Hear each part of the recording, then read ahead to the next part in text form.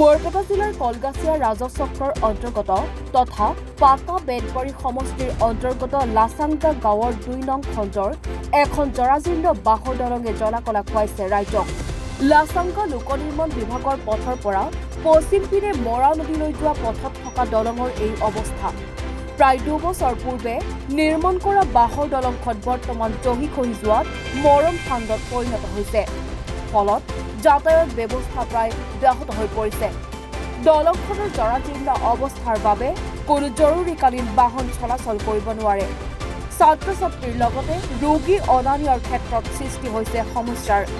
স্থানীয় ৰাইজে শীঘ্ৰেই উক্ত স্থানত এখন পকী দলং নিৰ্মাণ কৰিবলৈ স্থানীয় বিধায়ক জাকিৰ হুছেইন চিকদাৰক দাবী জনাইছে ৰাইজে।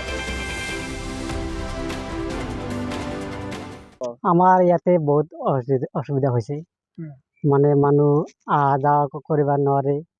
মানে ল'ৰা ছোৱালী যদি স্কুলত যাই আছে ঠেং সোমাই যায়, আৰু এই বিয়া শাদী হ'লে এই মানে মানুহ আহাতে দিগদাৰ হয়।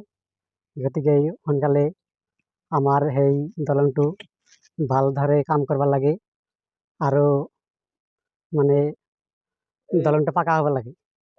ৰোগী লওঁতে মানুহ যদি অসুস্থ হৈ যায়, মানে ৰোগী সেই গাড়ীটো আহাতে বিৰাট দিগদাৰ হয় মানে আহিব নোৱাৰে।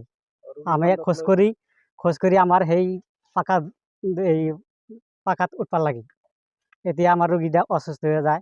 সেইকাৰণে আমি আহ্বান কৰোঁ যে চৰকাৰৰ পৰা যে সেই ৰাস্তাটো মানে আমাৰ ভাল কৰিব লাগে, আৰু দলংটো আমাৰ ভাল লাগে। আমাৰ MLA জাকিৰ চিকদাৰ হয়, জাকিৰ চিকদাৰৰ কাছে অনুৰোধ কৰোঁ যে আমাৰ যে এতিয়া আহি আমাৰ দলংটো চাই কিনে ভালকৈ পাকা হ'ব লাগে, আৰু আমাৰ মানে ৰাস্তা ঘাট ভাল কৰিব লাগে।